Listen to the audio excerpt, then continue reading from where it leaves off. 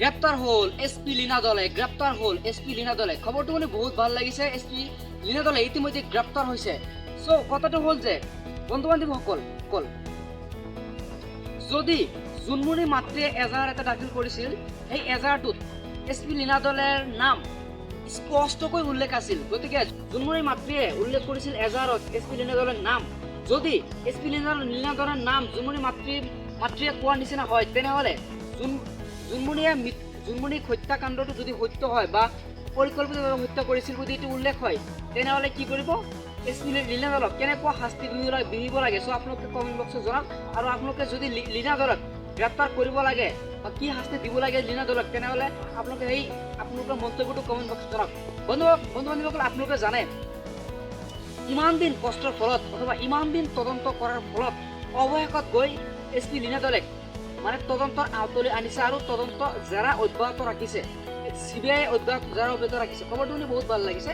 বন্ধু বান্ধৱীসকল, এটা কথা হ'ল যে এতিয়া সকলোৱে ৰাইজে এটাই বিচাৰি আছে যে এছপি লীনা দলেক আৰু জোনমণিৰ মৃত্যুৰ লগত জড়িত থকা সকলো এছপি লীনা দল, আবালতিৰা বা সুমিত পাল, তেখেতে সঁচাকে প্ৰকৃততে মানে পৰিকল্পিতভাৱে জোনমণিক হত্যাকাণ্ড কৰিছিল নে জোনমণিয়ে নিজেই দুৰ্ঘটনাগ্ৰস্ত হৈছিল। চ' এইটো আমি সকলো অসমবাসীয়ে বিচাৰি আছে।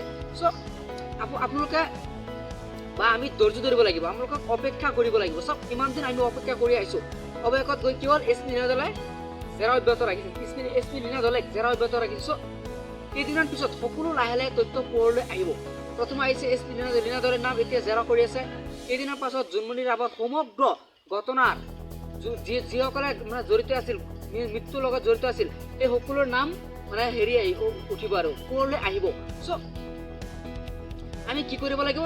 ধৈৰ্য ধৰিব লাগিব। আমাৰ মানে ধৈৰ্য ধৰাটো বাধ্যতামূলক। কিয়নো চাওক, ইমান দিন কষ্ট কৰাৰ ফলত, ইমান দিন CBI তদন্ত কৰাৰ ফলত, ইমান দিন আমালোকে অসমবাসী ৰাইজে বাট চাই আছিল যে কেতিয়া জোনমণিৰ সমগ্ৰ ঘটনাৰ তদন্ত কোনে জড়িত আছে, জোনমণিৰ লগত মৃত্যুৰ লগত কোনে জড়িত আছে, সকলোৱে মানে যাতে হয় মানে পোহৰলৈ আহে। চ' আজিও আমি গম পালোঁ যে কালি যে কি হৈছে যে গম পাইছোঁ যে এছপি লীনা দলেক অৰ্থাৎ জোনমণিৰ লগত জড়িত থকা মাষ্টাৰ মাইণ্ড তেখেতে কি কৰিছে? জেৰা অব্যাহত ৰাখিছে CBI। গতিকে একো নহয়, কেইদিনমান পিছত আমি লাহে লাহে চব গম পাম।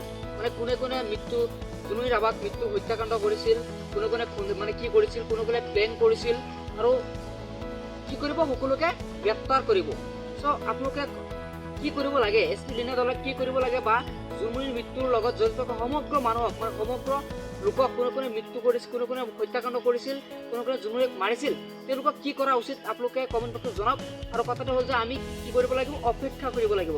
চ' আমাক সকলো অসমবাসী ৰাইজে ধৈৰ্য ধৰাটো বাধ্যতামূলক। আমি ধৈৰ্য ধৰিলেই সব গম পাম, লাহে লাহে সকলো গম পাম। চ' বন্ধুসকল, এইখিনি আজিৰ ভিডিঅ'টো যদি ভাল লাগিছে তেনেহ'লে চেনেলটো ছাবস্ক্ৰাইব কৰি আমাৰ লগত থাকিব। ধন্যবাদ।